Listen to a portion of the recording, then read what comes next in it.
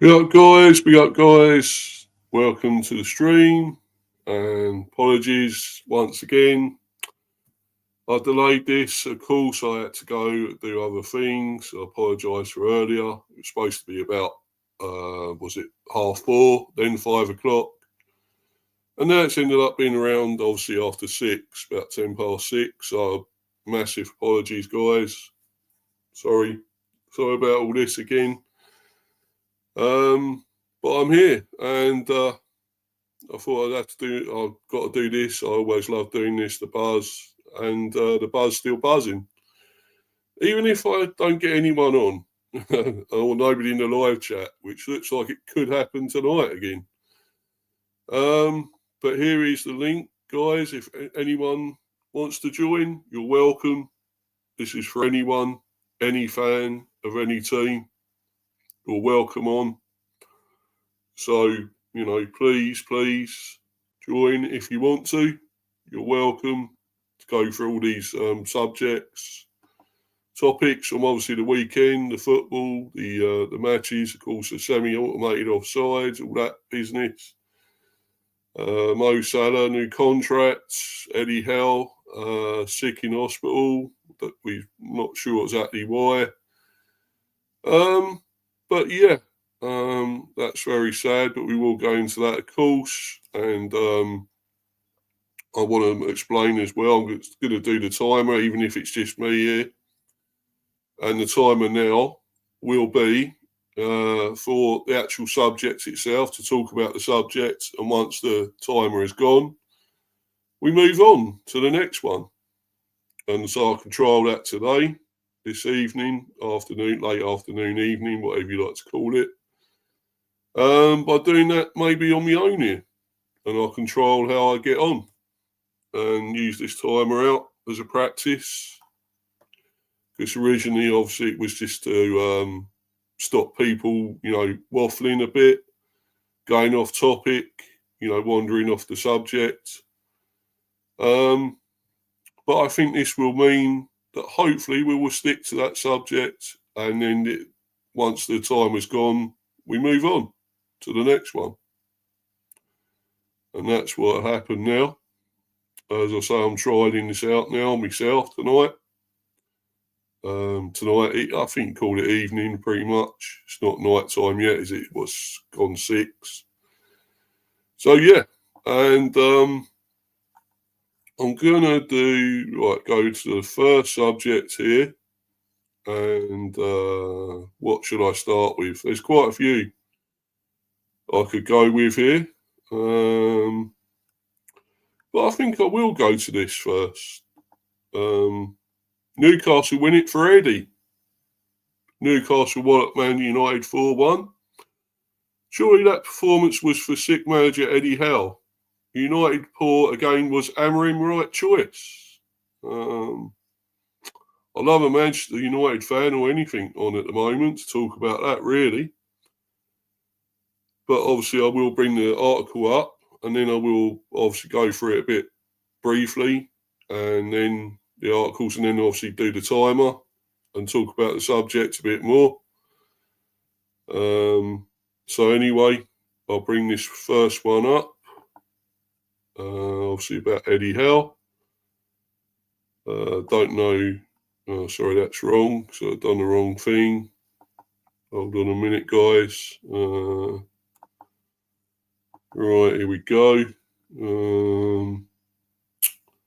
Right. Which one? Let's start with this, shall I? No. Hold on. No, not that. Sorry about this, guys. I've got an issue with the Wi-Fi as well. So it may be a bit slow. It's going to be a bit slow, I'm afraid. Problems with this fucking Wi-Fi yet again. So yeah, it could be a little bit on the slow side. But anyway, here we go. Got that up. Yeah, Newcastle wallets Man United, who were pretty poor. Yeah, again, let's be honest. And but I think Newcastle probably, made that as a tribute, that performance, to Eddie Howe, who was taken ill, of course, went into hospital, I believe, Friday. So obviously this was probably for him as well. But fantastic performance from Newcastle. Really smacking United, a poor United team. I don't know what's going to happen with them. And obviously we'll talk about Amorim in a little while. But obviously we want to go and talk about Eddie Howe first. And this article, we had to put a smile on his face. Newcastle dedicate win to Howe. This is Neil Johnston, BBC sports journalist. This is obviously the 13th, which was yesterday. It was a familiar scene at St James Park as Newcastle's players showed their appreciation to the Toon Army after another win in what is turning into a highly impressive season. Harvey Barnes, clutching the Man of the Match award after his 2 goals, inspired a crushing 4-1 victory over Man United, led the applause in front of the jubilant home fans. Sandro Tonali and Bruno Guimaraes, who also scored, were close by. But on closer inspection, there was one notable absentee from the post-match celebrations. Hopefully this win will give him back some happiness and he'll be back for the next one, said Guimaraes, the captain, in a touching tribute to Eddie Howe. Newcastle boss was admitted to hospital on Friday, having felt unwell for a number of days, leaving assistants Jason Tindall and Graham Jones to oversee the win over the Red Devils. Newcastle's players responded with an exceptional performance as they recorded a first league double over their opponents since the 1930-31 campaign, but all faults turned to Howe after the game. The man who masterminded their Carabao Cup final triumph over Liverpool at Wembley 4 weeks ago is still in hospital, although details about his illness remain unclear, but I've got another article which will shed some light over it. We knew we had a job to do without him. We said after the game we had to put a smile on his face, said Eddie Barnes. Howe watches win from hospital bed. Tindall knows Howe better than most, having also been his assistant at Bournemouth. Me and Eddie have worked together for 17 years, and in that time he's never missed more than a day or two. So they must have found it hard to be missing this week, said Tindall. All those years, people have criticised me for being up at the front with Eddie. Maybe that helped today. We went out and delivered a performance he would be proud of. Hopefully he's back very soon. Amongst our pressing was some fantastic football and some good goals. Tindall added that Howe, 47, had watched the game from his hospital bed and was well enough to send a message congratulating the team, having hammered Ruben Amorim's side to strengthen their push for a Champions League spot. I've just seen a message from him congratulating us, he added. He was able to watch the game and I'm sure it lifted his spirits. He trusted the decision we'd make. We've been working together for a long time. He was able to communicate earlier on in the week, then put his trust in everyone to put in a performance he'd be proud of, and the boys delivered. A weird week. Only runaway leaders Liverpool 41 had more points than Newcastle 36 since 14th of December, having played 2 more games than the Magpies over that period. The win over Manchester United was Newcastle's 12th in 16 league matches and their 4th in a row. If they make it 5 straight wins with a home victory or draw over Crystal Palace on Wednesday, Newcastle would climb above Nottingham Forest into 3rd.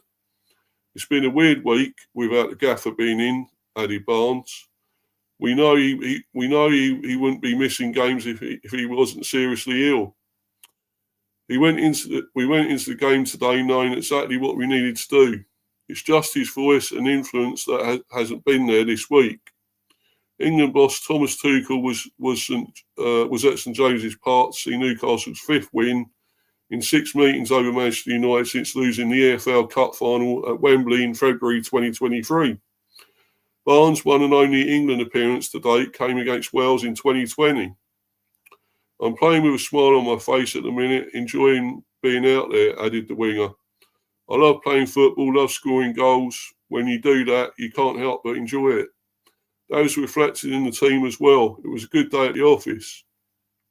He added, "We got ourselves into into a great position in the table, but we're just approaching each game as it comes. We know if we go and win our remaining games, we will be in the top four."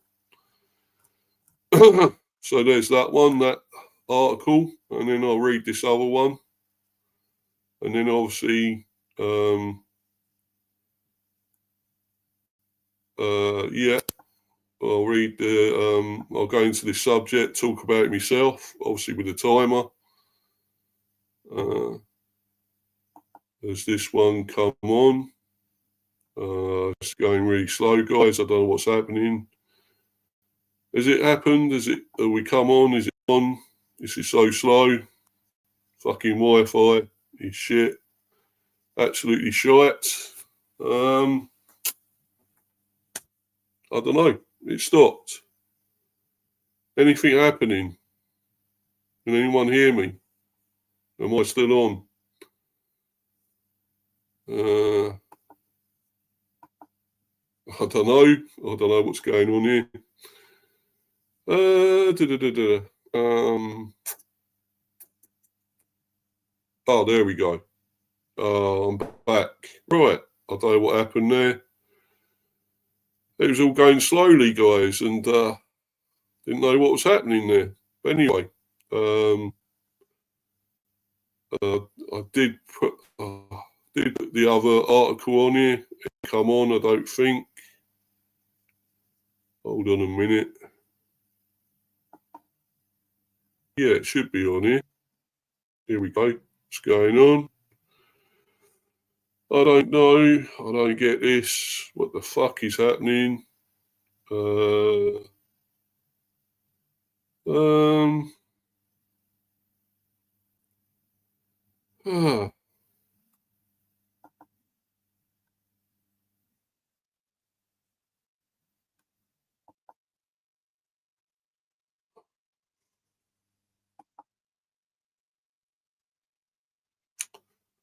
apologies, guys. I don't know what's going on here. This Wi-Fi has gone to shit. Ah,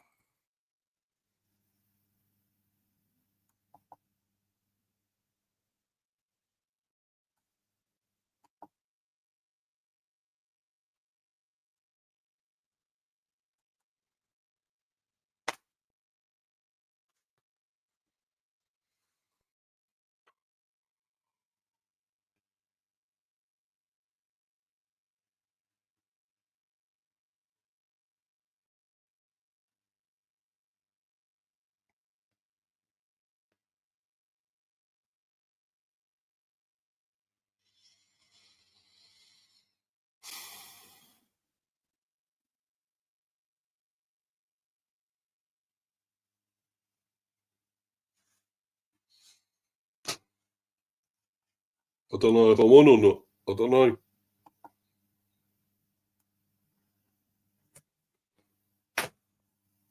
What the fuck is happening, man?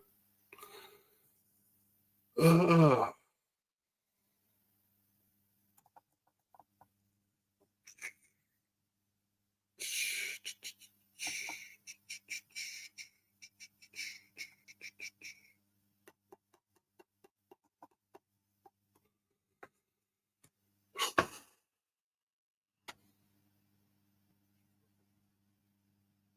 I'm back. I think I'm back. I don't know. Oh dear. What a fucking shit show this fucking Wi-Fi is tonight. This is not good, guys. Not happy with this. This is fucking pathetic.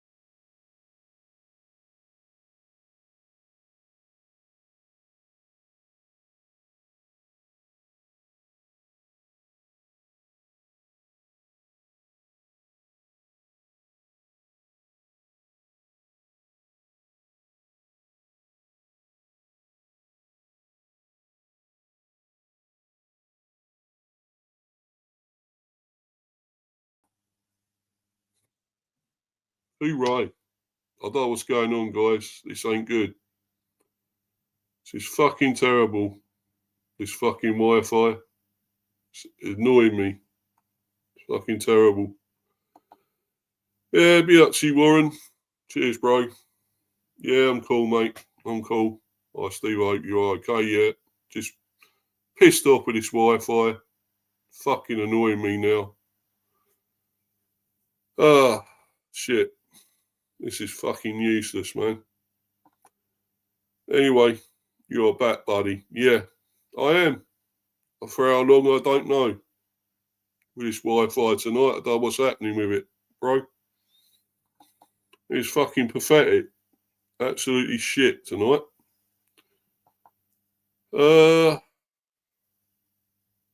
Anyway, let's see if I can get any of this back.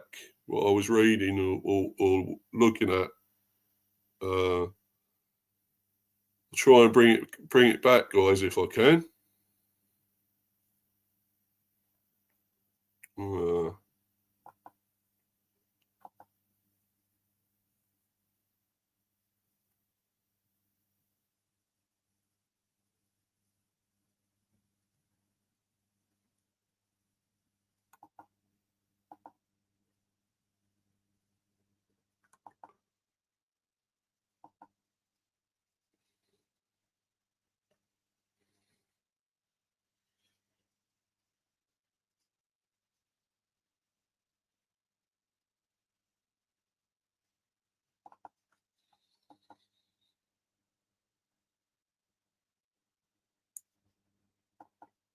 Yeah. I don't know, mate. To be honest, I still think Flecken's worse. After what he done yesterday, Saturday, I should say. What he done Saturday, he's a fucking tosser, mate. Can't stand him. He shouldn't be playing. He shouldn't be here. We don't want him at the Bees, mate. We just don't. Fucking terrible. Nearly cost us again. He really did. Right. Hold on, guys. I'm just bringing this up again about Eddie Howe. Hopefully, fingers crossed, this will come up.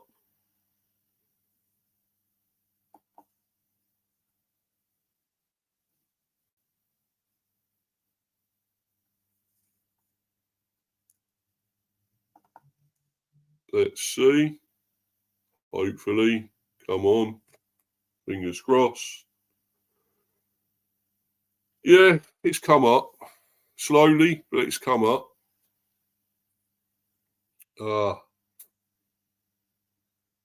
It's moving so slow tonight, like a fucking snail, this Wi-Fi.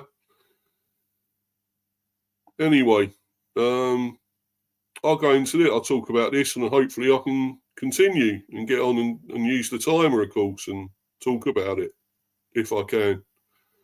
About this Wi-Fi being a fucking prick, like it is at the moment. Right, Eddie Howe, message from the all-Newcastle boss revealed by assistant after Man United thrashing.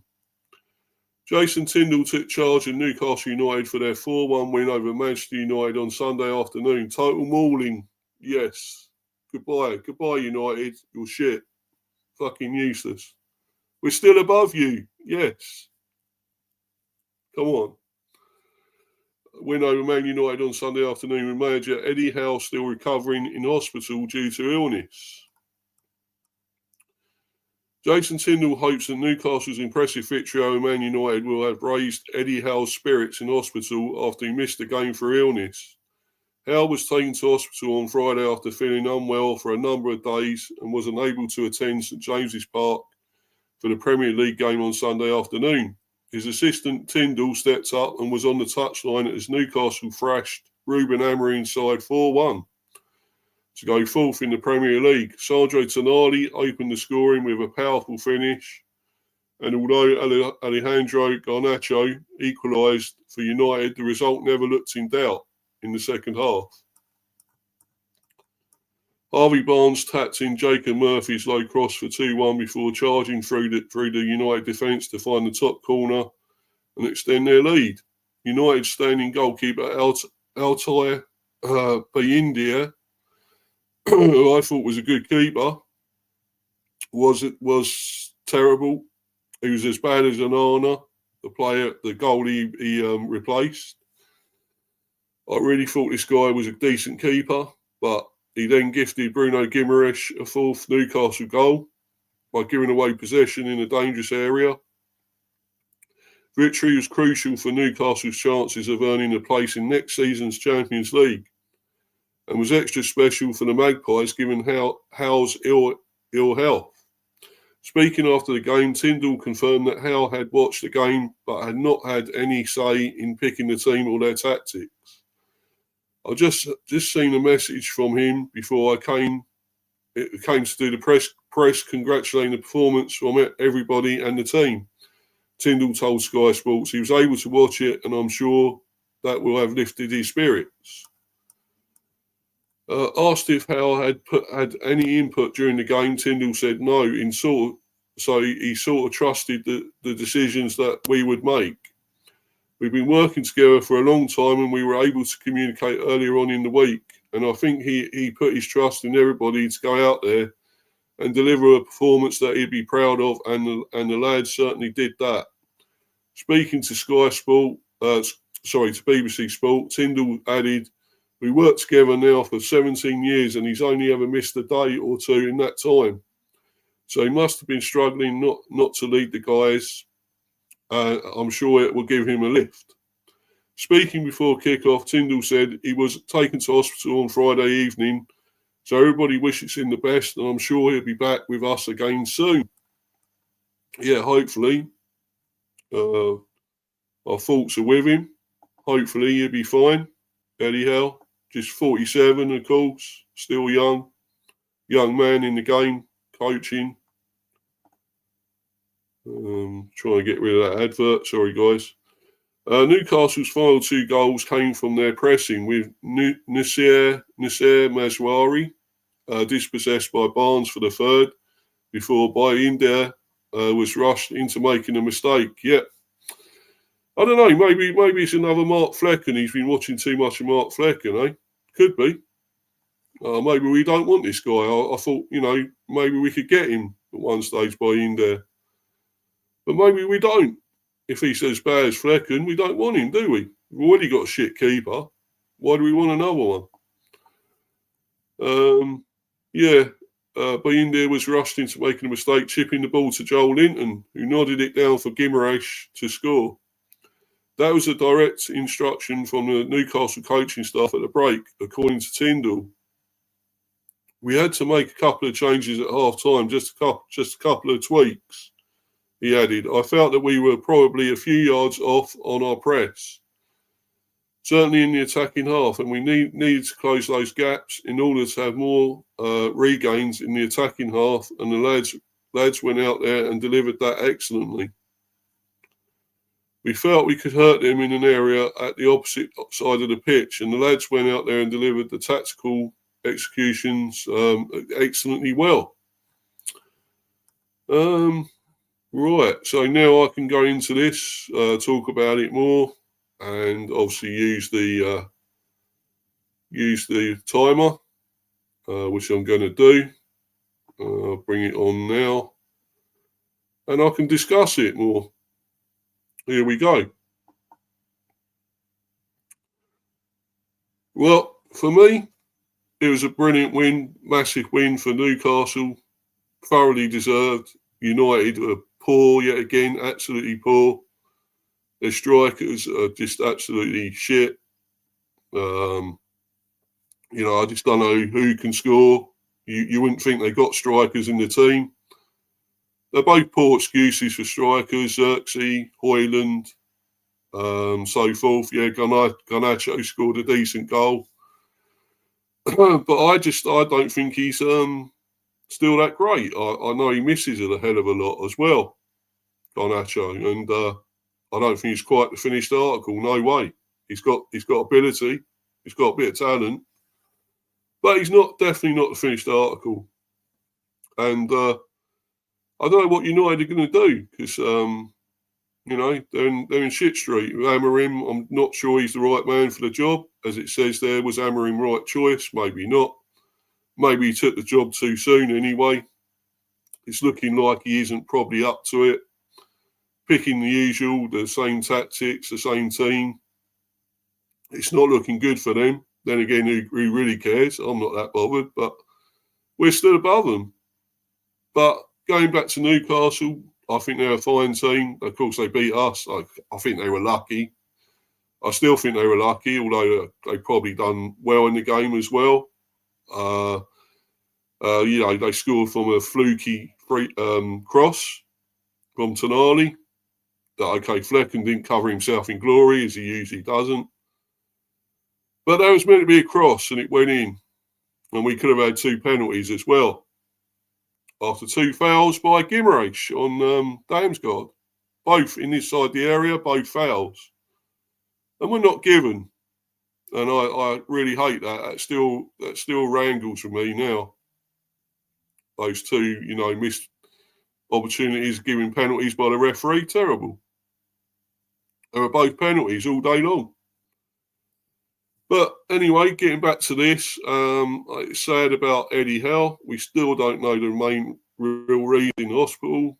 Obviously, he hadn't been feeling well, and he went in last Friday after not feeling great all week. But obviously, what they've obviously given the update, he's okay. He seems to be. He's talking. His family were there. He seems to be, you know, with it. Conscious, so that's good to see. That's brilliant stuff. I wish him well, I really do. All the best. I think he's a great manager as well. I think our next England manager, to be quite honest with you, could be after Tuchel. I think he'll be there, the new England manager. But as well, I think Harvey Barnes. I've mentioned before. I rate this guy. I think he's quality. I rated him at Leicester, and I think he'd been in the England squad before. Obviously, as I mentioned there, he played in 2020, 1 game for England, I believe. So,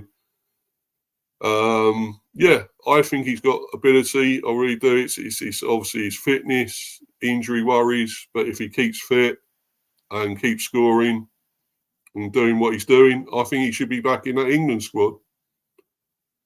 And probably there for the next games, the next qualifiers, probably the friendlies as well that we got next, England. So, you know, for me, I think he's a cert to be in there. I really do, and you know, I just feel, you know, that we need somebody like him. He's quality. And I hope Tuchel doesn't ignore him. I really do. I hope he doesn't. And they got plenty of ability there. They got plenty of great players. Newcastle. I think they could be a dead cert now, maybe for 3rd. Would they catch Arsenal? They have got games in hand. I don't know. But for 3rd, with Forest slipping, going down, showing signs of, you know, maybe falling down, going backwards now after their fantastic season. Or maybe they got their eye on the FA Cup. So,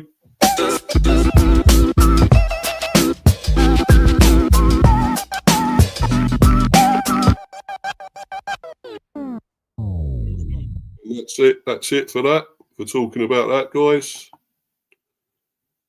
But that's my opinions and comments on that. Obviously, we'll move on and obviously go into the next subject. But as I say, wish Eddie Howe well, speedy recovery. And as I say, I think Newcastle could get 3rd. It's possible. I really do. But anyway, we'll move on now and go on to the next subject, which is the semi-automated offsides used for the first time in the Premier. Success or failure? I would say pretty much a success from what I've seen. obviously I'll bring the articles up and discuss it. But I think it's been a success. What I've seen of it it's really good and a bit quicker than the normal VAR or whatever way of obviously doing it. Seems to be a bit quicker. But I'll bring this up. What obviously Arsenal fans have, because obviously an incident happened in the game between us and Arsenal, of course, where a goal was disallowed. And this semi-automated offside was part of that, was used, of course, with Kieran Tierney. But obviously we'll talk about that very soon. I'm just going to bring this other article up first. Hold on a minute, guys. As I say, my Wi-Fi is a bit shit tonight, so just bear with me, okay? Trying to get onto this, right? Not that one, sorry. Here we go.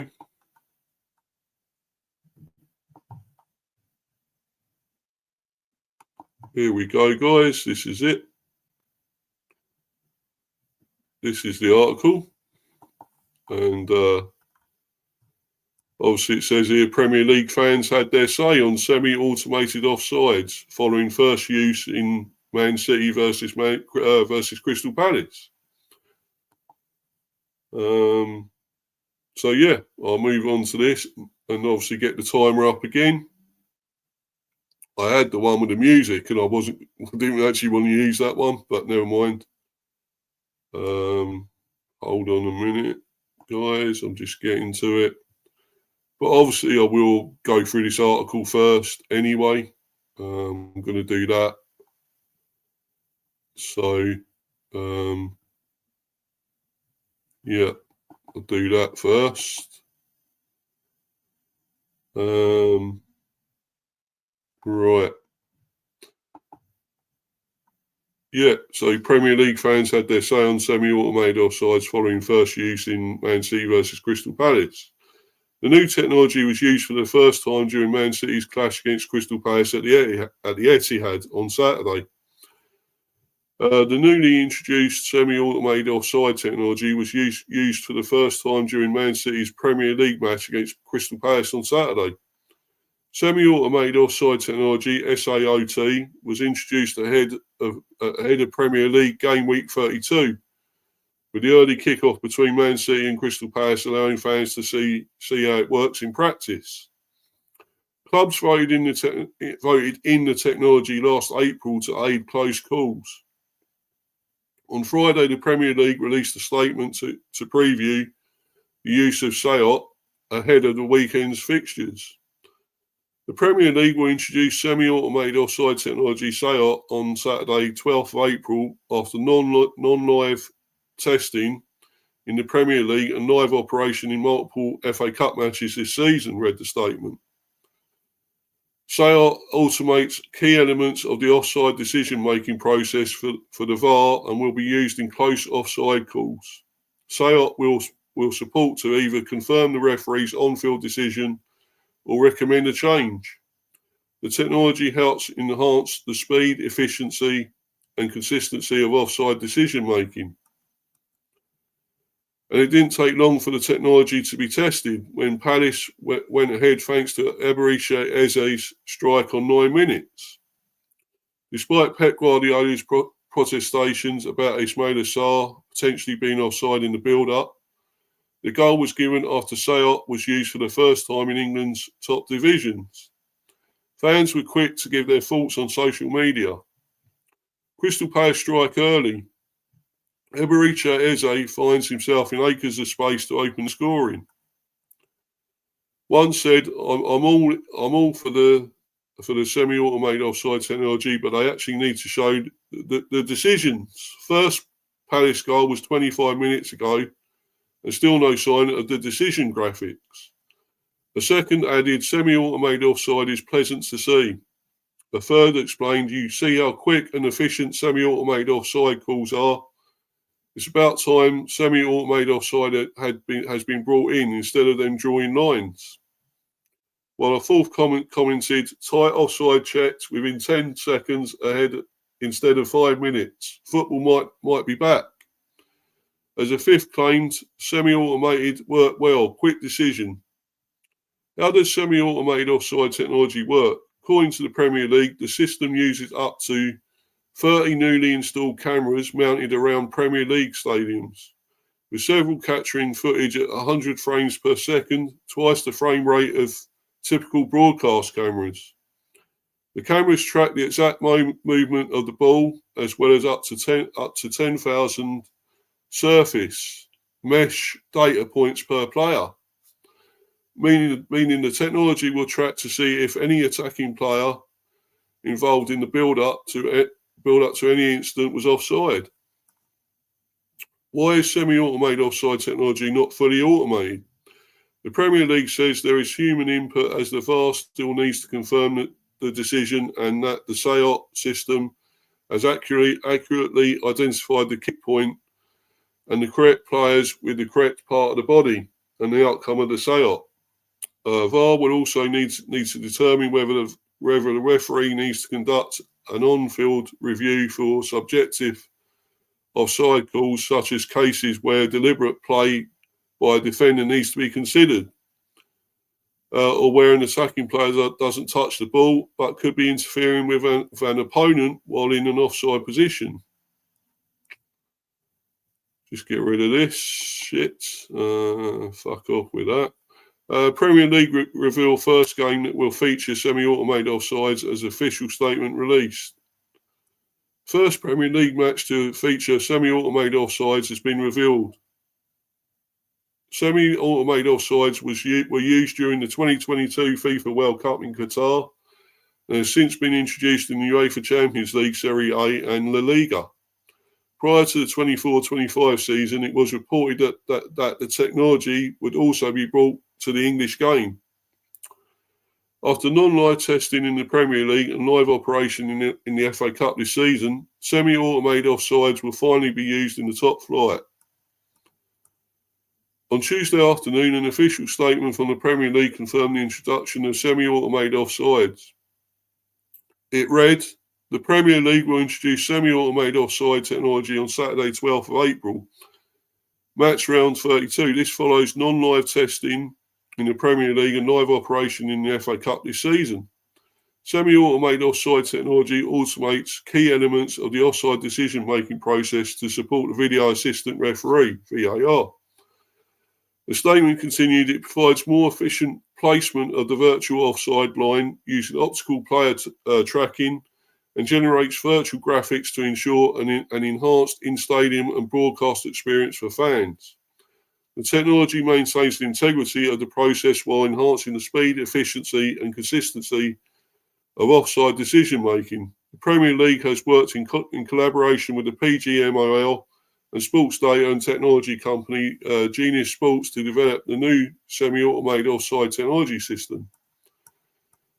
First Premier League fixture to feature semi-automated offsides revealed. Of course, it was Man City, Crystal Palace, Man City, Crystal Palace at the Etihad Stadium on Saturday, 12th of April. And of course, it was used well, I thought. After City versus Palace, the likes of Brighton, Leicester, Nottingham Forest, Everton, Southampton, Aston Villa, Arsenal, Brentford will be next in line to test out the new technology. And we did find out how good it was with Arsenal, Brentford, although it took a little bit longer with the Kieran Tierney decision, slightly longer than I thought it should do. The new technology is set to reduce the time taken for officials to decide whether a player is offside or not by a considerable margin.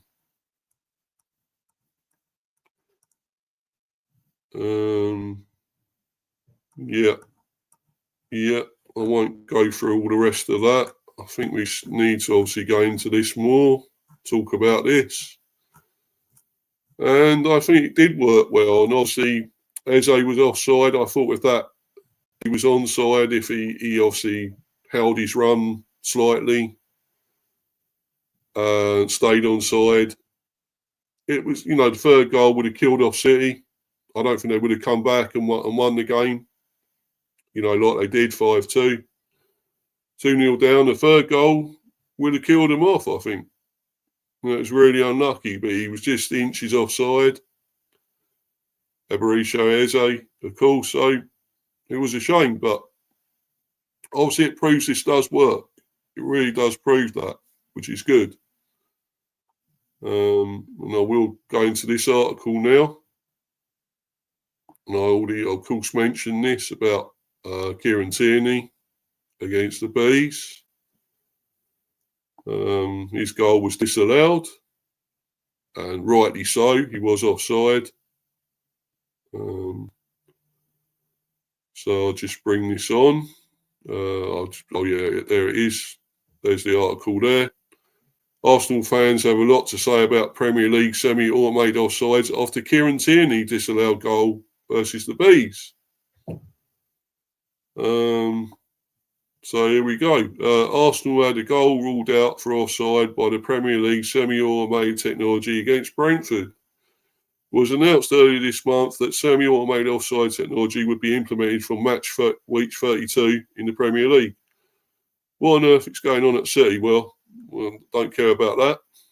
Just want to go into this more, of course. With Arsenal's game against Brentford poised at 0-0 midway through the first half, Kieran Tierney rose highest to nod in Ethan Nwaneri's pinch-perfect cross.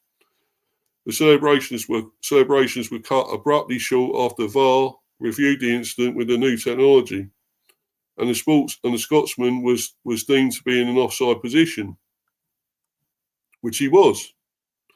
Arsenal fans react to Premier League semi-automated offside technology. With VAR relying on rough lines being drawn by officials in the room at Stockley Park to determine whether someone is offside or not in the past, the automated technology certainly seems like progression. However, some Arsenal fans were left unconvinced after Tierney's goal was ruled out. But it was offside. It was. Definitely. Most were left confused by the visuals as to why they don't show the call from a side-on angle. One fan wrote on X, "I don't understand these semi-automated offside visuals from PL." Another added, "Bummer for Tierney. It was a great ball in and finish. Also, the VAR graphic angle still sucks, but glad to have semi-automated offsides in." Meanwhile, one fan posted, "Semi-automated offside technology in football. You couldn't make this up, but they did." Another supporter wrote, "At least the semi-automated offside is a lot quicker than the normal shambles." Yeah. Another fan took a different outlet, writing, "The semi-automated VAR will finally save EPL. Semi-automated technology is a positive for the Premier League. While the Tierney call may have gone against Arsenal on Saturday, ultimately it'll be a positive addition to the Premier League. The visuals provided could still add more clarity, but ultimately there's more likely to be more accurate calls made on offsides with the technology.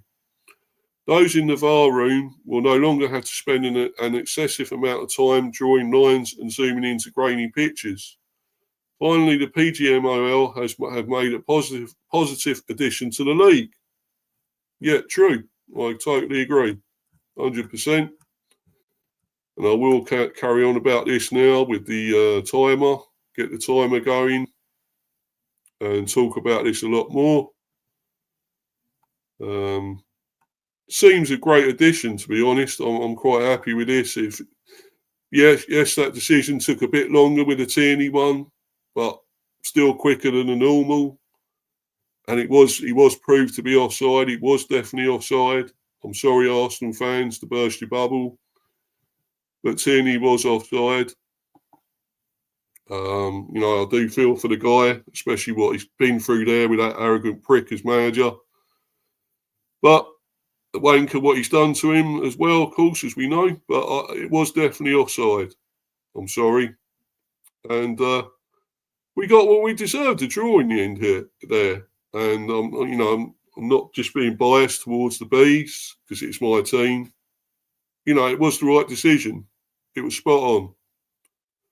And if this does prove to be quicker, than fucking waiting ages, 5 minutes or more Stockley Park to do something, come up with a decision, draw the lines and shit and all that stuff. I'm sorry, that takes forever. For me, I think this works well, and let's keep it going, and hopefully it does continue to work well, and we'll have no issues. I don't think we will. Looks to me like it's going to be brilliant. It's going to be spot on, and let's keep it going. All the decisions so far proved to be right. As I say, the Eze one, it was unlucky for him and Palace, because I think if that had stood, if he'd just about stayed onside, scored that third, well, he did score the third goal, I think they would have won that, maybe, Palace. I don't think City were at it to start with again. De Bruyne was great. He had a fantastic game, scored a great goal, brilliant free kick. But I still thought Palace were at it more to start with, wanted it more, passed it around better, and done better with it than City. They seem to be, I don't know, either tired or didn't want to know, or didn't give a toss. They weren't quite at it to start with. Come back well, which they are. They're champions, of course, for the Premier, and there's good reason why they are. But that's a great reason, and they will come back. They're a fine team. Still got great players, but I don't think they've had the greatest of seasons. And I think there's a lot, a few there that need to go, of course, as we know. But as I say, I'm not going to wander off this subject. I'm going to stay on it. And I thought it was well implemented. It seems good enough. I like the way it's been used. Maybe it will become fully automated eventually. It's possible. Would be good to see. And I really hope it does carry on going well and limits the time it takes. As I say before, it took forever to come up with an offside. And I think we're going to have more accuracy with this. Could it be used for other things eventually? Other decisions, incidents, whatever. It could be. It would be a good thing, to show other decisions, other incidents that, weren't right, and could highlight them, and now we could get things more accurate, because referees and all that still making mistakes, still doing the same shit, thinking they're centre of attention, they're in the spotlight, and it's all about them when it's not. So for me, this is working well, and may it continue. And it works for us. It helps us, the bees. It went to our advantage with that disallowed goal, and we did get the draw we deserved in the end. Yeah, okay, Arsenal looked more likely on the attack than we did, but I thought for our defensive performance as well, I thought we deserved that, a 1-1. I don't think we're that fantastic always going forward, but to get that draw, that point, and Visser getting his 15th goal of the season, amazing. So, it worked for us. That really did work. It could work against us sometime. And if that happens, it happens. But as long as it works, as long as it goes well. And that's about it, guys, for that subject. There we go. The time is up. That's working quite well this timer, I think. Going very well. So, yeah. Hopefully I'll carry on with this like it is with the semi-automated. It's going well, isn't it? So, move on to the next subject. And that's going to be about this guy. Just bringing it up. Sorry about this, guys. Just bringing this up. And now it's moving quicker, the Wi-Fi, thankfully. It's doing better. Fingers crossed, touch wood, whatever. It's going well now, the Wi-Fi. It's really working well, thankfully. But anyway, it's about this guy, Mohamed Salah. And here it is. Liverpool extends Salah contract. At 32, still a great player and legend at Liverpool.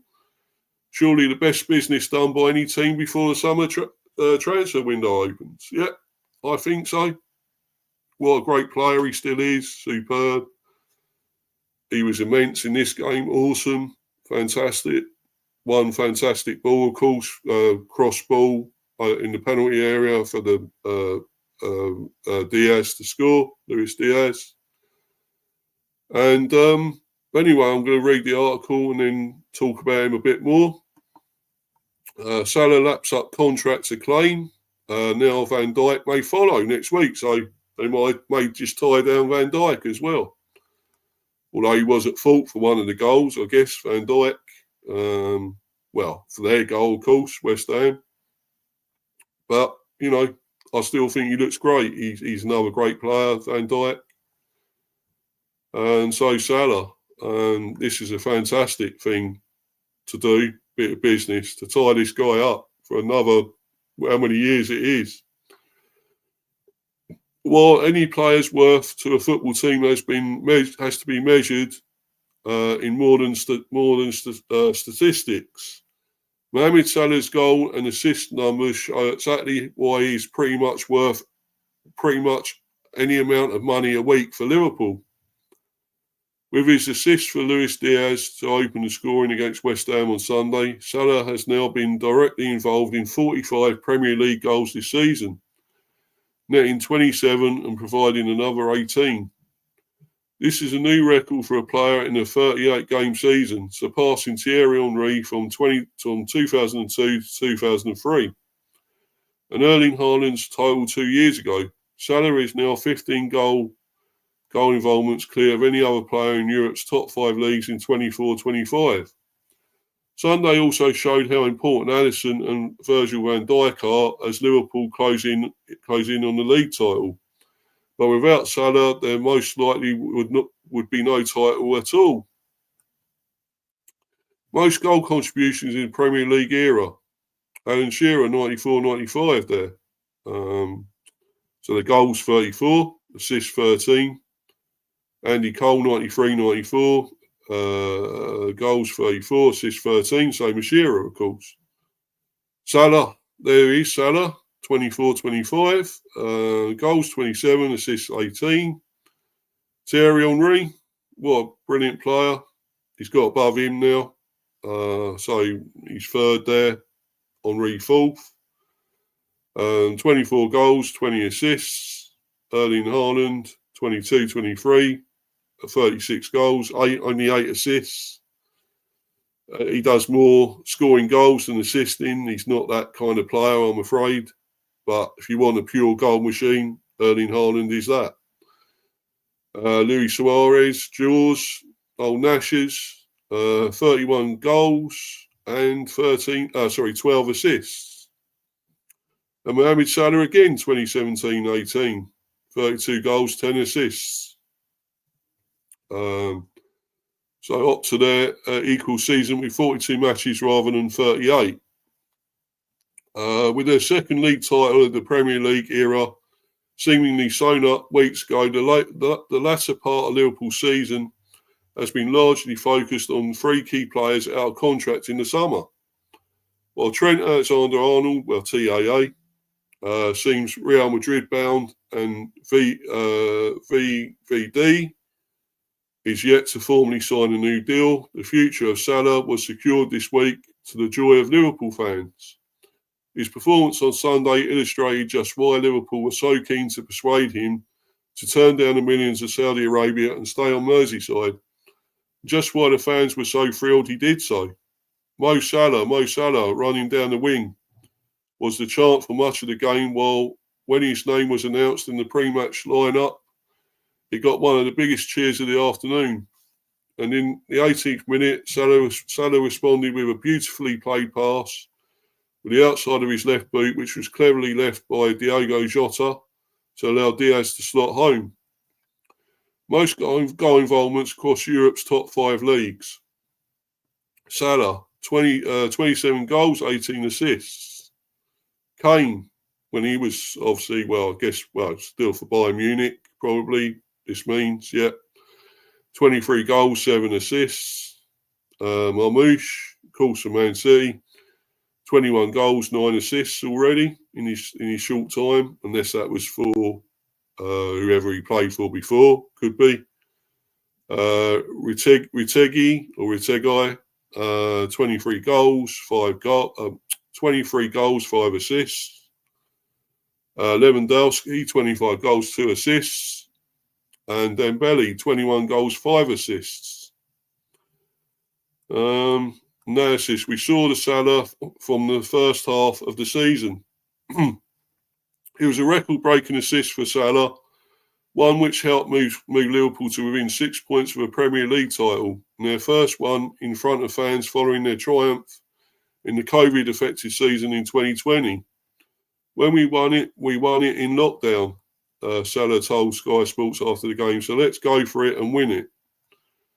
Sunday was a game of 3 phases for Liverpool. The first half was the Salah phase, in which his brilliance put the Reds ahead and could have led to a goal or 2 more.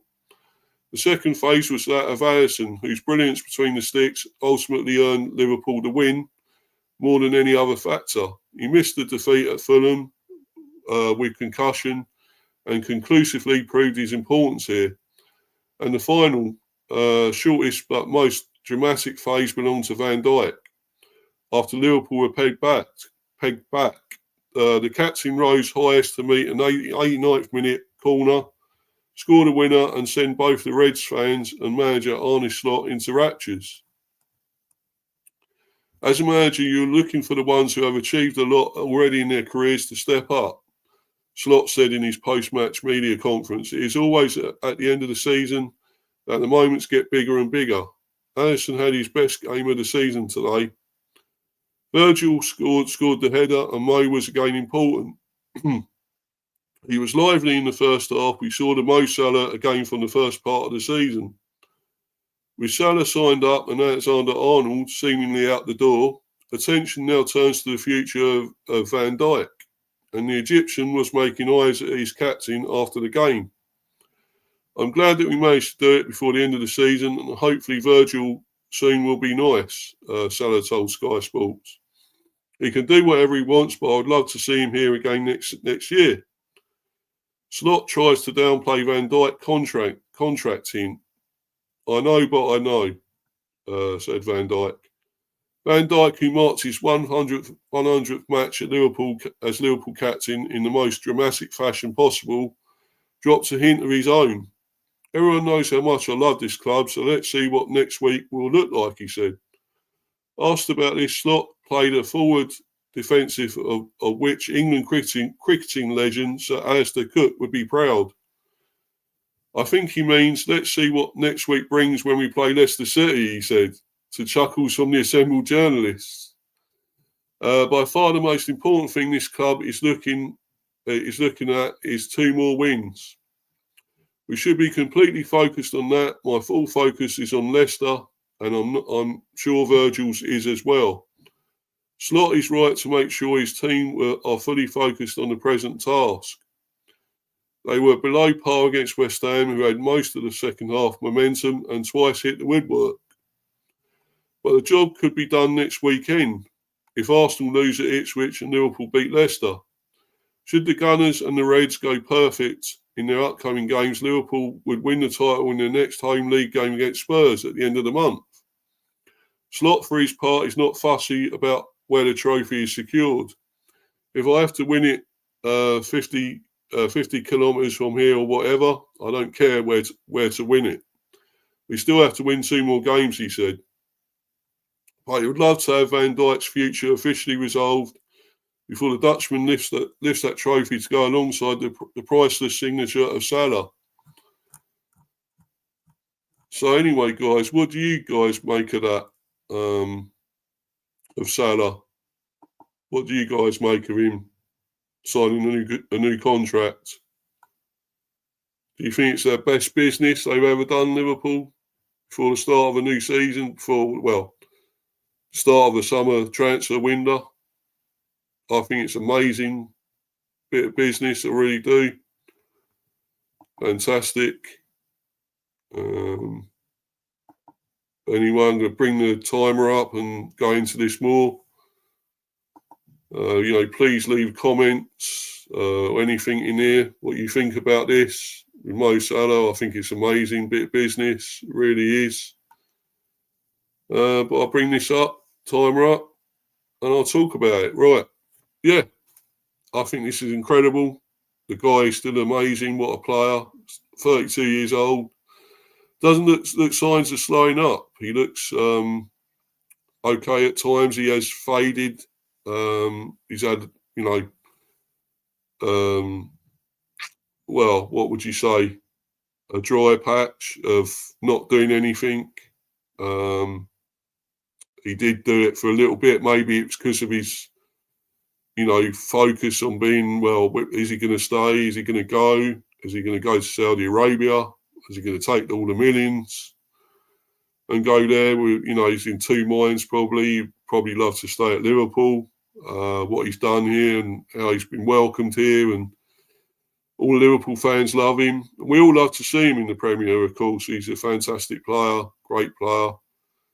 We love him at the Bees, of course, but that'll never happen. That's a fantasy, a dream world for us, a dream. If we could ever get Mo Salah into the Bees team, but that's not going to happen.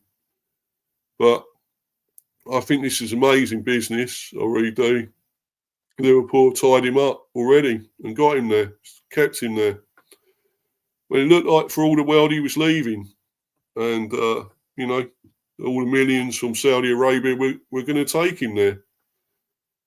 But I think this is incredible. Liverpool pulled out all the stops. They really have. If they tie down Van Dijk as well, this week maybe, it's probably this week, I would say it's going to happen. If they tie him down, well, that's great business again, before the summer transfer window. So, that's going to be amazing.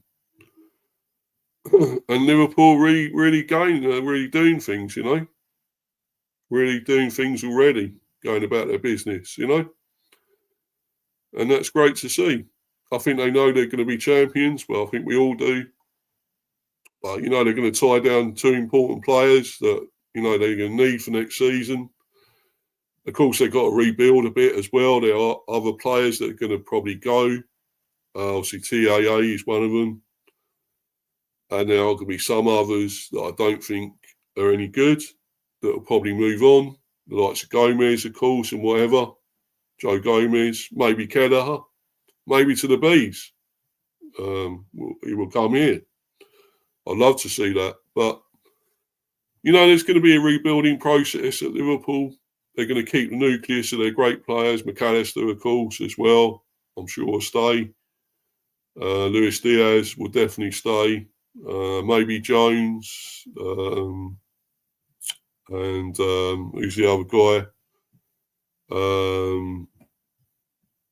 Trying to think of the other guy's name. But the younger players, anyway, I think are going to stay. Kwanzaa is another one, I'm sure. Bradley. Elliott, sorry, that's the one I was thinking of. Elliott. I think he's going to stick around too. I don't think they'll be getting rid of any of them. I think, they're going to keep maybe the nucleus of the defence and the midfield. Gravenberch, I'm sure will stay. Szoboszlai. They'll tie all them down, I guess. But there'll be new additions, of course. New additions. I mean, I'm sure they could be after Isak as well. I wouldn't be surprised. It'd be a great addition up front. We know what he can do. He's dangerous. Love a player like him, Isak. So, yeah, I think Liverpool are going places. And, to get Salah on board again, keep him there, that's the best business that I think ever's been done for a long time. To keep a player like that there. We know all the great players that have been, but he's been amazing. Great servant to the Premier League. and may it continue for a bit longer. He might even finish his career at Liverpool. You know, that'd be great.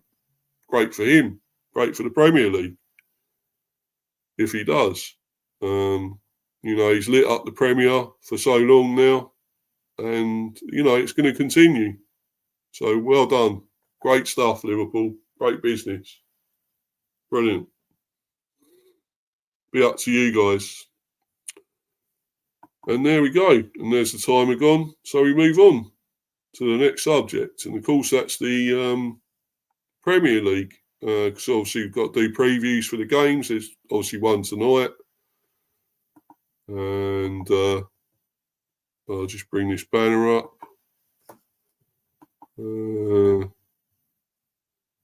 Right, these ones. Yeah, I'll do that and then do the weekend games because obviously I've got to do these. As there's one on tonight, so I'll go with this one first and then go through the matches from last weekend. Right, hold on, guys. Just got to bring this up.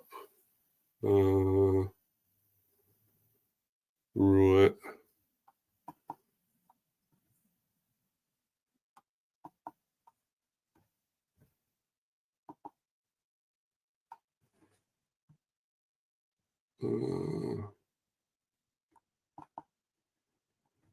What's going on here? Hold on a minute, guys. It's coming. So's Easter, but yeah, it's coming. Here we go, but not that one. Wait a minute. Just going on to right today. Here we go. And there's this game, Bournemouth and Fulham. What's going to happen here, guys? If anyone is still there in the comments or live chat there, give a prediction, Warren, if you're there, mate. If you're there, bro, do a prediction for this. I think Fulham, brilliant win against who was it? They beat 3-2. They won the other day for of course Forest. Great win against them. Bournemouth on a little bit of a slippery slope. They got a 2-2 draw, of course, in their last game. But I think they're not at it as much as they were. I think they've had a great season, Bournemouth, but not sure they've been at it lately. Could be a tough one. Fulham are a good team. Has it got the lineups? It looks like it has. There we go. Bournemouth there, 4-2-3-1. Kepa in goal. Smith, Senesi, Hussein, Kirkies. I think it's his birthday, Hussein. Oh, sorry, Huyson. Sorry, it's his birthday. He's 20 now. Cook, Adams, Semenyo, Scott, Ouattara, and Evan Nielsen. A great team, that. Great lineup. Superb. And on the bench, oh yeah, that's just the team there again. We go through this again actually properly here. Yeah, Kepa, Kirkies, Huyson, Senesi, Smith, the captain, Adams, Cook, Ouattara, Scott, Semenyo, and Evan Nielsen. And for Fulham, Leno, Robinson, who's captain, Bassi, Anderson, Castagna, Lukic, Berger, Iwobi, Andreas Pereira, Sessegnon, and Rodrigo Muniz. The subs there for Bournemouth, Araujo, Brooks, Dennis, Hill, Jebison, Soler, Tavernier, Winterburn, and Zabani. And the subs for Fulham, Bender, William, Kearney, George, Kionka, Jimenez, Reed, Smith Rowe, Tete, and Adama Traore. Referee Michael Oliver. Good luck with that one. Bournemouth and Fulham. Good luck. You got Michael Oliver. What an absolute prick. Oh dear. You're in shit there. VAR ref there, of course, Jared Gillay. Assistant referee 1, Stuart Burt. Assistant referee 2, James Mannering.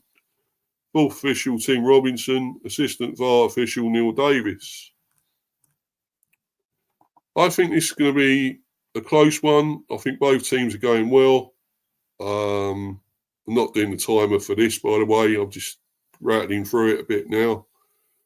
So Bournemouth, Fulham, I think it's going to be a close game. I think both teams are sort of, they're struggling for a little bit. Bournemouth still are more than Fulham. But I think Bournemouth, and I think, not sure, did they say Kluivert's there? I think he's still injured. Kluivert is out. I don't know here. I think Fulham could do something here. I don't know. But Bournemouth still at home, a good team. I'm going to go just Bournemouth 2-1. It's close, this one. Yeah, 2-1 Bournemouth. For me, if anyone wants to leave their prediction, you're welcome to. But 2-1 Bournemouth, yeah, they're both sort of, not at the best as they were this season, but still very good teams. Both obviously fighting for Europe, the European places. So, and then it's this one, Newcastle and Palace. Let's see if they've got I don't think they've got the teams. Doesn't look like it, but obviously, both teams, of course, looking at the FA Cup, concentrating on that. Newcastle, great win against United, 4-1, massive win. In great form, really confident. Palace, got walloped in the end by City 5-2, despite being 2-0 up. I think it's going to be a struggle for Palace again here, because I think Newcastle are looking immense again, looking awesome. Yeah, they're both concentrating on the FA Cup, but Newcastle will want to win again, I'm sure, for Eddie Howe, because Eddie Howe is still obviously not well. So, and if he's not there again to oversee this one, I'm sure they'd want another win for him. So, I'm going Newcastle again here, and unlucky for Palace, but this could be again, I'm going 3-1 Newcastle for this. I just think they're going to be too good for Palace here. I really do. Yeah, 3-1 Newcastle. As I say, anyone that's in the live chat, anyone still there? I can't see anyone really. But if you're there, put a comment in your predictions or anything. The link is there if you want to join. It's still there. But obviously, I'm going to go very soon. As soon as I've done these and the midweek games and the Champions League, of course, not the midweek games, the weekend games and the Champions League, I'm out of here, guys. I'm bouncing. Obviously, watch the Premier game tonight. Want to watch that, obviously, which is the Bournemouth and Fulham, of course. But anyway, that's my predictions. I'm going 2-1 Bournemouth against Fulham and 3-1 Newcastle against Palace. Right. So let's get back to this and change the banner and this one, Premier League reaction, all the weekend's matches. And we're going to go rattle through these guys as time's moving on. And pardon me, I'm just going to get to these matches and these ones. Saturday, of course, we go to this. Man City thrashed Palace 5-2. Well, being 2-0 up, of course. Palace, unfortunately, 2-0 up. Eze, 8th minute. Richards in the 21st. De Bruyne, he was incredible, immense, fantastic performance. 33, pulled it back to 2-1. Omar Mamouche with the 36, goal in the 36th minute. Of course, both in the first half. Then in the second half, Kovacic made it 3-2. In the 47th, McAtee with the fourth in the 56th, and O'Reilly, good young player there, great player, Nico O'Reilly. 79th minute, brilliant, great stuff, but didn't start well, and I thought Palace were all over them to start with, but they somehow transformed it, City, and they got back into it and won it. De Bruyne rolls back the years, of course, yeah, what a performance. He's been amazing, incredible, and, he's going to leave City, of course, at the end of the season, so Palace crumble after a bright start, exactly. De Bruyne was man of the match, and deservedly so. He was brilliant. After a terrible start from them, but as I say, if Palace had got that third goal, if Eze had stayed on side, I think, they would have won it. I couldn't see City coming back.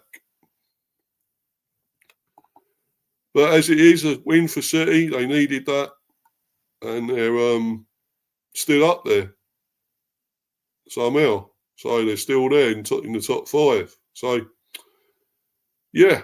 Anyway, we go to this one, Brighton 2, Leicester 2. And obviously, João Pedro put Brighton 1-0 up in the 31st minute with a penalty, the first of two penalties for him. Mavididi equalised in the 38th. And, of course, Pedro got his second penalty in the 55th to make it 2-1, and Akoli equalised for Leicester in the 74th. So 2-2. A well-earned point for Leicester, but Brighton are not at their best. We're playing them this Saturday. Hopefully we can beat them. I'm hoping, because they're not really at their very best at the moment. Hoping we can beat them. I've obviously got the preview to come, which will probably be Wednesday. Maybe Wednesday. I'll do the preview. I would think so. But hopefully we can beat them. But Leicester got a draw there, and they've been poor this season, Leicester, as we know. They're right down near the bottom. They're there for a reason, but a good point for them. They should be happier. They scored 2 goals, their first goals of the year. So, incredible. Brighton missed chance to bounce back. Yep, they sure did. Foxes show grit and amid gloom. Yep. Thomas got man of the match for Leicester. Yep. Yeah, man of the match, yeah, for Leicester. And a good point for Leicester, but not good enough. They're not coming up, they're not staying up. They're not surviving. I'm afraid they're going down, along with Ipswich, I still think, and of course Southampton already relegated. So not good. And now we go on to this one: Nottingham Forest 0, Everton 1, and another defeat for Nottingham Forest. Really struggling here. Decore with the only goal in the 94th minute. Really going down now a bit, Forest, and great season. I still think they may still get a Champions League spot, maybe only 4th or 5th, maybe, I don't know. But I don't think they're finished 3rd now. They're going backwards. Okay, I think they're concentrating on the FA Cup as well. One eye on that. I really thought they would beat Everton here. But no, Everton come out with a win again. 1-0. And Decore with the only goal. So, Forest running out of steam. Could be. It's a shame, but they could be. Resolute Everton claim impressive win. Yeah. Got another good win, and Pickford man of the match. Old dinosaur arms, man of the match there. And, right, we go to this one. Southampton 0, Villa 3. Southampton held out well. Did concede 3, of course, but Done really well for the obviously relegated team they are, bottom. Terrible season, been pathetic. One of the worst teams that have come up, I'm afraid. They held out for a while, but Villa showed their class and scored 3 goals. Ollie Watkins, the first in the 73rd, Marlon, second in the 79th, and McGinn with the third in the 94th. So brilliant from them. They're going really well. Of course, with the FA Cup to come, semi-finals, and of course Europe as well. Looking really good for them. Southampton gone. They're relegated, of course. Watkins' introduction sparks Villa into life. It sure did. Saints crumble late on after battling defensive display. Yep. And Watkins man of the match, of course. Deservedly so. Great goal. And he deservedly got man of the match. Villa going well still. Of course, this one, Arsenal 1, Bees 1. Party put Arsenal 1-0 up in the 61st. Visser equalised 74th. Good point for us, Bees. I don't think we were great going forward, but you know, we held on well, we defended well. I thought a 1-1 draw was about right. Bees clinched well-earned point. I agree. Totally agree. Player of the match, Visser, of course. Well deserved. So yeah, 1-1 there, and a good point for us. At least I think we're about right. 12th, 11th or 10th. We're about right, mid-table. No better than that, I'm afraid. Not a European team, not yet. No way. Right, and so move on to Sunday. Sunday's matches: Chelsea 2, Ipswich 2. Chelsea 2-0 down, of course, and Ciso 19th and Johnson 31st. 2-0 down, obviously, at half-time. But in the second half, Tuanzebe, own goal in the 46th, made it 2-1. And Sancho 79th equalised. I thought Chelsea were, pretty poor to start with. Had to go 2-0 down to start playing against Ipswich. You know, a team that are pretty much going down. But still look good, I thought. I thought they looked good in this Ipswich. And Sancho answers Maresca's call. Yeah, about time he turned up with a goal, Sancho. That was good from him. But Ipswich showed there his life without Delap. Yeah, no Delap there. So, which is a shame. But, he was there, sorry. Of course he was there. What am I saying? He was playing. I think he's a great player, fantastic player. Delap. And I hope he comes to the Bees. I really do. I want him at the Bees, and because they're going down Ipswich, so let's try and see if we can get him. You know, I really do. Really want him here. Great player.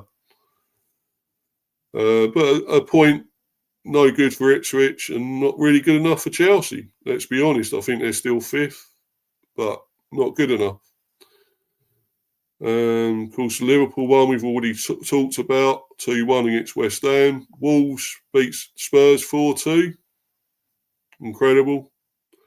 For Wolves they're pretty much safe, you would think. Well and truly safe. You know, they were in control quite early on there. 8-0, second minute, put them 1-0 up. Jed Spence own goal 38th, made it 2-0. Strand Larson, it was 2-1 because Tell equalised. Tell got a goal back in the 59th. But Strand Larson made it 3-1 in the 64th. Richarlison made it 3-2 in the 85th. But Cunha made it 4-2 in the 86th. Well and truly beat Spurs there, stuffed them. Brilliant. Pereira praised for recovery. Yeah. Postecoglou focuses on European mission. Well, they might have to, I think. Strand Larsen, man of the match, of course. Scored there again. Looks a very good player there. Looks very good. Cunha, of course, is quality. They need to keep him, but I doubt if they will. I think he's off. I think he's mentioned he wants to leave. He doesn't want to be there. Wants to go on and win things, and he won't do that at Wolves. So, but yeah, fantastic win for Wolves, and they're pretty much cementing their place in the Premier with all that, with these wins, and I think they're pretty much safe. So, Newcastle, of course, thrashed United 4-1. We know that one. A big win for Newcastle. So let's go on to the next subject, the last one. Then I'm going to bounce, guys. Got to bounce. Champions League, quarterfinal, second leg predictions. Can Arsenal finish the job off at the Bernabeu? Can Villa come back to beat PSG? Those are the big questions. And here's the article here, and we're going to this. This is the final subject, guys, the last one. Been no one much in the live chat. I hope you've been watching live or on playback. I'll big up, hi Luca. I thought you were doing your stream, but obviously you're here in the live chat. Have you already done yours? You must have done anyway. Big up to you, bro. Going into your game now, Arsenal against Real Madrid. UEFA Champions League quarterfinals, what to look out for in the second legs? Real Madrid and Bayern are two of the four teams eyeing comebacks in the second legs of the UEFA Champions League quarterfinals. Aston Villa, Borussia Dortmund, Bayern Munich and Real Madrid must overcome first leg defeats if they are to reach the Champions League semi-finals. UEFA.com previews all the action ahead of the quarter-final deciders on Tuesday the 15th and Wednesday the 16th of April. Tuesday the 15th of April, of course, Villa versus Paris Saint-Germain, first leg, 3-1 PSG. Aston Villa made a promising start in the French capital, Morgan Rogers converting Yuri Tillemans' low cross in the 35th minute. But a show of stunning Paris quality left them on the losing side at their first UEFA competition meeting between these teams. They put the world on notice, said Rogers after his opener was cancelled out by sizzling Desire Doué, brilliant quality, and Kavica Kvaratskhelia, I think that's right, strikes and a late Nuno Mendes finish. Though effusive in his praise of the talent in the Paris ranks, the 22-year-old forward has no doubts about Villa's own, keeping his comeback hopes firmly alive. We've got enough quality to cause any team in the world problems. We've got nothing to lose, so why not go for it?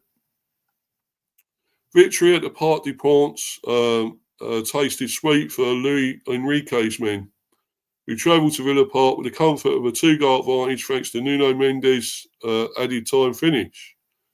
The goal in the last minute was the cherry on top of the cake, beamed Enrique, whose side have made a habit of storming comeback wins. It's happened to us on numerous occasions, the Paris coach said of falling behind. I think the result reflects our commitment and engagement. With Villa eyeing up one of those dramatic turnarounds for themselves, those qualities will be needed on Tuesday too. Did you know Paris have scored 3 or more goals in 6 of their last 8 Champions League matches? Well, there you go. I don't think Villa will come back. I think PSG have got this one. I really do. Even though Villa at home come back, I think it's going to be. I think it's going to be 1-1. So I think obviously 4-2 PSG. Yeah, 1-1 draw. 1-1 draw there for me. And Villa out, I'm afraid. Sorry to say.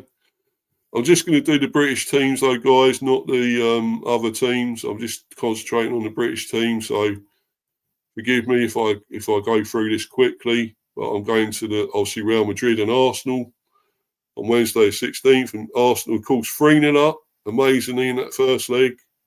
2 amazing free kicks from Declan Rice. Awesome, worldy free kicks. Real Madrid are perhaps the furthest thing from strangers to a dramatic turnaround, but even they have no precedent for overturning a 3-goal first-leg deficit in the Champions League era. Jude Bellingham gave a frank assessment of the performance at full time, having watched international teammate Declan Rice call in 2 magnificent free kicks before Mikel Merino's expert finish. We're lucky to get away with 3, the midfielder admitted, while sounding the drum ahead of the second leg. We're going to need something unbelievably special, something crazy. But if there's one place where crazy things can happen, it's our house. Mikel Arteta is also unwilling to discount the power of the Bernabeu atmosphere. Ahead of the decisive second leg, we're going to enjoy the win because we feel we deserve to do that, but we know it's just half time, the Arsenal coach conceded. We have to be even better in Madrid to go through. Doing just that could have the Gunners dreaming big. When they last overcame Real Madrid in the Champions League knockout phase back in 2005-06, they went on to reach last year's final. Went on to reach that year's final, sorry, not last year. Did you know Real Madrid have emerged victorious in their previous 7 Champions League quarter-final ties against English opposition? Yeah, so does that bode well for Arsenal? 3-0 up, of course. They should get through. I've still got a feeling they might, even though I think Real will come back. I think it's going to be 3-1 Real. So that means, obviously, Arsenal still go through. 4-3. Yeah, 4-3. I think it's going to be 3-1 Real. Arsenal will nick that one goal, that important goal, and Real won't be able to get 4 or 5 because I don't think they're quite at their best. So that's what I think. So obviously Villa will miss out, but Arsenal will just sneak through. That's my predictions. And thanks anyway, guys, for watching. Follow me on Insta at Mr. B for Life 182 there, and subscribe to Mr. B Hive Football Chat and Mr. B Chats England Cricket. Please do that. Please keep supporting me, smashing the likes and subbing. I'm still on 116. Please get that up a bit more, guys. That'd be brilliant. But if you don't have to, obviously, just watch and enjoy and watch on live or playback. And of course, got plenty coming up. Got the preview for the game against Brighton. That'll be Wednesday. Of course, the buzz still buzzing. It'll be Thursday. Maybe a cricket stream or 2 at the end of the week, Friday maybe. If it doesn't happen, it won't be, but maybe not. It might be next week if it's not this week for that. Yeah, loads to come. And please watch out for it. And hopefully I'll get some people on next time. Or maybe more in the live chat would be good. But I'm not complaining. I still love doing this. This is great for me. I enjoy doing it. I get a lot out of doing this. Despite, if I get nobody on or nobody watching or in live chat, I'll still do it. Anyway, but thanks to Warren and Luca that are in the live chat, by the way. Thanks to those 2 guys. And check out their channel, Warren's Team Talk, brilliant channel. Luca Talks Ball, also great. 2 great channels. Go and check them out, guys. Brilliant. But for the time being, till the next stream, guys, I'm out of here. Cheers, everyone. Bye. Cheers. Thanks, guys.